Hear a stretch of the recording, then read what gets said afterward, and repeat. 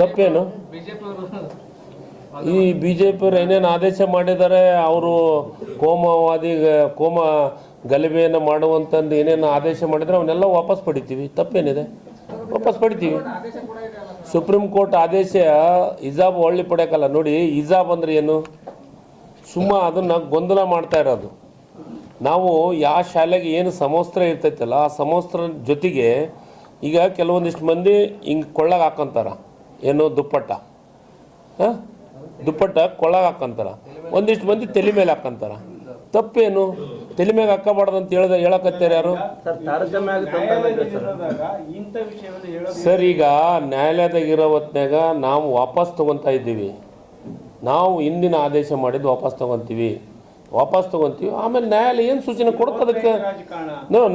ಅದು B J ಪಿಗೆ ಸಂಬಂಧಪಟ್ಟಿದ್ದು, ವೋಟ್ ಬ್ಯಾಂಕ್ ರಾಜಕಾರಣ. ನೋಡಿ ಸರ್, ಒಬ್ಬೊಬ್ಬರು ಕೇಳ್ರಿ, ನಾನು ಪೂರ್ಣ ಹೇಳ್ತೀನಿ. ನಾನು ಒಂದೇ ನಿಮಗೆ ಹೇಳ್ತೀನಿ, ಹಿಜಾಬು ಅನ್ನೋದು ಒಂದಿಷ್ಟು ಮಂದಿ, ಕೆಲವೊಂದಿಷ್ಟು ಹಿಂದೂಗಳು ಇರ್ಬೋದು, ಬೇರೆ ಎಲ್ಲರೂ ಕೊಳ್ಳಲ್ಲಿ ಹೆಗಲ ಮೇಲೆ ಹಾಕೊಂತಾರೆ, ಎದೆ ಮೇಲೆ ಹಾಕೊಂತಾರ. ಅದು ಒಂದು. ಇನ್ನೂ ಒಂದು, ತಲೆ ಮ್ಯಾಗ ಹಾಕೊಂತಾರ. ತಲೆ ಮ್ಯಾಗ ಹಾಕೊಳ್ಳೋದಕ್ಕೂ ಹೆಗಲ ಮ್ಯಾಗ ಹಾಕೊಳ್ಳೋದಕ್ಕೂ ಏನು ವ್ಯತ್ಯಾಸ ಇಲ್ಲ. ಅದನ್ನು ಈಗ ಬೇರೆ ಬಟ್ಟೆ, ಆ ಶಾಲೆಗಿರುವಂಥ ದುಪ್ಪಟ್ಟದ ಬಿಟ್ಟು ಬೇರೆ ಬಟ್ಟೆ ಹಾಕ್ಯಂದ್ರೆ ಅದು ತಪ್ಪು. ಅದೇ ಬಟ್ಟೆನ ಹಾಕೊಂಡ್ರೆ ಅದಕ್ಕೆ ತಪ್ಪೇನಿದೆ? ನೋಡಿ, ಬಿ ಜೆ ಪಿಯವರು ಜಾತಿ ರಾಜಕಾರಣ ಮಾಡೋ ಸಲುವಾಗಿ ಇಂಥವೆಲ್ಲ ಹುಟ್ಟಿಸಿದ್ರು. ಅದಕ್ಕೆ ನಾವು ಸುಪ್ರೀಂ ಕೋರ್ಟ್ನಾಗ ಐತೆ ಅಂತ ಹೇಳ್ತೀವಿ. ಇರಲಿ, ಸುಪ್ರೀಂ ಕೋರ್ಟ್ ಏನು ಆದೇಶ ಹೇಳುತ್ತೆ ಅದನ್ನು ಕೇಳ್ತೀವಿ ನಾವು. ಕೋರ್ಟ್ ಆದೇಶನ ನಾವು ಉಲ್ಲಂಘನೆ ಮಾಡ್ತಿಲ್ಲ. ಅವರು ಬಿ ಜೆ ಪಿ ಮಾಡಿದ ಆದೇಶನ ವಾಪಸ್ ತೊಗೊತೀವಿ ಅಂತ ಹೇಳಿದ್ದಾರೆ ಸಿ ಎಂ ಅವರು. ಒಬ್ಬೊಬ್ಬರ ಕೇಳ್ರಿ.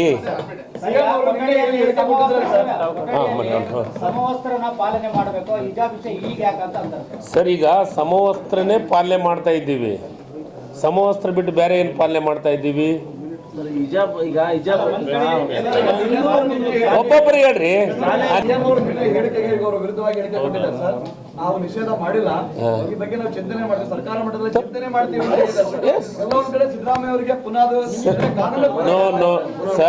ಸರ್, ಒಂದು ಇಲ್ಲ ಇಲ್ಲ ಇಲ್ಲ ಇಲ್ಲ ಇಲ್ಲ ಬಹಳ ಸ್ಪಷ್ಟವಾಗಿ ಹೇಳಕ ಈಗ ಸಿದ್ದರಾಮಯ್ಯ ಸಾಹೇಬ್ರು ಹೇಳಿದ್ದು ಅದನ್ನೇ.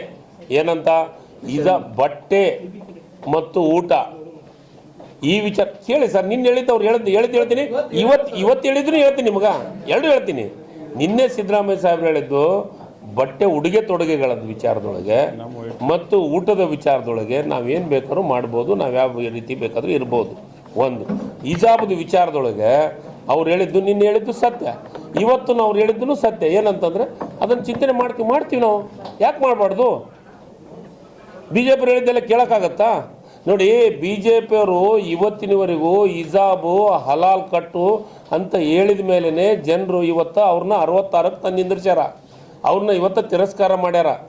ನಾವು ಮಾಡಬೇಕಾಗಿದ್ದು ಅಭಿವೃದ್ಧಿ ಚಿಂತನೆ ಮಾಡ್ತೀವಿ, ಬಡವ್ರ ಬಗ್ಗೆ ಚಿಂತನೆ ಮಾಡ್ತೀವಿ. ನಮಗೆ ಹಿಜಾಬದ ಬಗ್ಗೆ ಅವಶ್ಯಕತೆ ಇಲ್ಲ, ಹಿಜಾಬ್ ಚರ್ಚೆ ನಮಗೆ ಅವಶ್ಯಕತೆ ಇಲ್ಲ.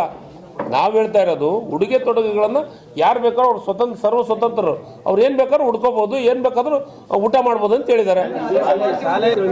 ಸರ್, ಯಾರಿಗೆ ಗೊಂದಾಗಿಲ್ಲ, ಮಾಧ್ಯಮದವ್ರು ಮಾತ್ರ ಗೊಂದಲಾಗದ್ರಿ, ಬಿ ಜೆ ಪಿಯವ್ರು ಗೊಂದಲಾಗದ. ನಿನ್ನೆವರೆಗೂ ಬಿ ಜೆ ಪಿಯವರು ಗುಹೆ ಬಿಟ್ಟು ಹೊರಗೆ ಬಂದಿಲ್ಲ. ಇವತ್ತು ಗುಹೆದಿಂದ ಹೊರಗೆ ಬಂದಾರ. ಹಿಜಾಬದು ನಿನ್ನೆಯಿಂದ ಸಂಸತ್ ಮೇಲೆ ದಾಳಿ ಆದಮೇಲೆ ಬಿ ಜೆ ಪಿ ಯಾವ ಮಿತ್ರ ಗೆಳೆಯರು ಗುಹೆದಿಂದ ಹೊರಗೆ ಬಂದಿದ್ದಿಲ್ಲ. ಇವತ್ತು ಸಿದ್ದರಾಮಯ್ಯ ಸಾಹೇಬರು ನಿನ್ನೆ ಹಿಜಾಬದ ಬಗ್ಗೆ ಮಾತಾಡಿದ್ರೆ ಗೋಯದಿಂದ ಹೊರಗೆ ಬಂದಾರ. ಸಿ ಟಿ ರವಿ ಮಾತಾಡಿಲ್ಲ ಸಂಸತ್ ಬಗ್ಗೆ ಮಾತಾಡಂತೇಳಿ, ಅದ್ರ ಬಗ್ಗೆ ಮಾತಾಡಲ್ಲ. ಹಿಜಾಬ್ ಅಂದ್ರೆ ನೋಡೇ ಬಂದರು. ಹಿಜಾಬ್ ಅಂದರೆ ನೋಡಿ, ಒಂದು ದುಪ್ಪಟ್ಟ, ಒಬ್ರು ಹೆಗಲಿಗೆ ಹಾಕಂತಾರೆ, ಒಬ್ರು ತಲೆ ಮ್ಯಾಗ ಹಾಕಂತಾರೆ. ನಮ್ಮ ಪ್ರತಿಭಾ ಪಾಟೀಲ್ ರಾಷ್ಟ್ರಪತಿ ಸಾರಿನ ಒಬ್ಬೊಬ್ರು ತಲೆ ಮ್ಯಾಗ ಉಟ್ಕೊಂತಾರೆ, ತಲೆ ಮ್ಯಾಗ ಹಾಕ್ತಾರೆ. ತಲೆ ಮ್ಯಾಗ ಹಾಕಂದ್ರೆ ತಪ್ಪ? ಅದು ಗೌರವ ಸ್ಥಾನ. ಈಗ ಕೆಲವೊಂದಿಷ್ಟು ನಮ್ಮ ತಾಯಂದ್ರು, ಈ ಕೆಲವೊಂದಿಷ್ಟು ಮಂದಿ ಸೆರಗು ಹಿಂಗೆ ಕೆಳಗೆ ಬಿಡ್ತಾರ, ಕೆಲವೊಂದಿಷ್ಟು ಮಂದಿ ಸೆರಗು ತಲೆ ಮ್ಯಾಗ ಹಾಕಂತಾರೆ. ಈಗ ನಮ್ಮ ತಾಯಂದ್ರು, ರಾಘವೇಂದ್ರ ಹಿಟ್ನಾಳ್ ತಾಯಂದ್ರು ತಲೆ ಮ್ಯಾಗ ಹಾಕಂತಾರ. ಅದು ಹಿಜಾಬ್ ಅನ್ನೋಕ್ಕಾಗತ್ತಾ?